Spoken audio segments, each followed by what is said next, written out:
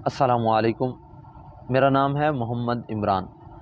امید کرتا ہوں آپ تمام احباب خیر و عافیت کے ساتھ ہوں گے۔ آج کا ہمارا موضوع ہے بندر نہ بنے۔ یہ بات ایک دلچسپ واقعے سے شروع ہوتی ہے کہ ایک جنگل میں کتا جا رہا ہوتا ہے، اچانک اس کا سامنا شیر سے ہو جاتا ہے۔ کتا وہیں سے الٹے پاؤں پیچھے ہوتا ہے، شیر بھی اس کے تعاقب میں اس کا شکار کرنے اس کے پیچھے ہو لیتا ہے۔ تھوڑا آگے جا کر کتے کو یہ اندازہ ہو جاتا ہے کہ شیر اسے نہیں چھوڑنے والا۔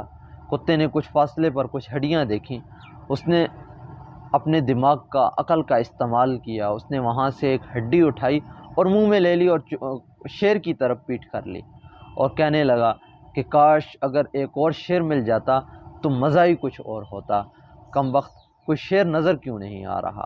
شیر نے جب یہ سنا تو اس نے سوچا کہ بھائی یہ کتا شکار نہیں ہے بلکہ شکاری ہے، میں جان اس کی لینے والا نہیں بلکہ اپنی جان سے ہاتھ دھونے والا ہوں۔ تو شیر نے وہاں سے جانا مناسب سمجھا کہ یہ سارے حالات ایک بندر بھی دیکھ رہا تھا۔ بندر بھاگا اور بندر نے جا کر شیر کو کہا کہ بادشاہ سلامت، کتے نے تو آپ کے ساتھ دھوکہ کیا ہے، ایک فراڈ کیا ہے، وہ ہڈیاں پہلے سے پڑی ہوئی تھیں، کتا آپ کو دیکھ کر اس نے چال بازی کی ہے، مکاری کی ہے، آپ چلیں اور اس کتے کو سبق سکھائیں، اسے مار دیں۔ تھوڑی دیر بعد بندر اور شیر جو ہوتے ہیں وہ دونوں پھر کتے کے سامنے آ جاتے ہیں۔ کتا دیکھتا ہے، کتا بات کو سمجھ جاتا ہے کہ بندر نے ضرور کوئی مکاری کی ہے، اس کی جاسوسی کی ہے، اس کا راز فاش کر دیا ہے۔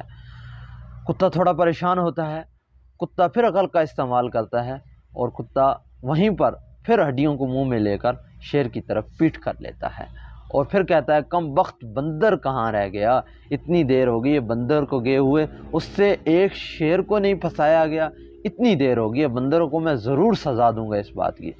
شیر نے یہ سنا تو شیر کو بہت غصہ آیا۔ شیر سمجھ گیا کہ کتا اور بندر آپس میں ملے ہوئے ہیں، تو شیر نے کیا کیا کہ بندر کو پکڑ کر وہیں پر مار دیا۔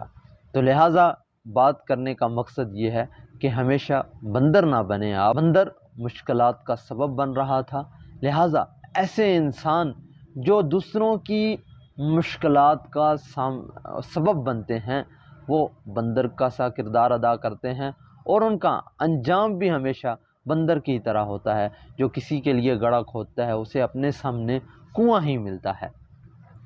تو اس سے ہمیں بہت سارے سبق ملتے ہیں۔ ہمیشہ کسی کی جب بھی آپ بات کریں تو کسی کے راز فاش نہ کریں، اور حدیث شریف میں بھی آتا ہے کہ جب کوئی بندہ کسی کا راز فاش کرتا ہے تو اللہ تعالیٰ اسے ضرور رسوا کرتے ہیں۔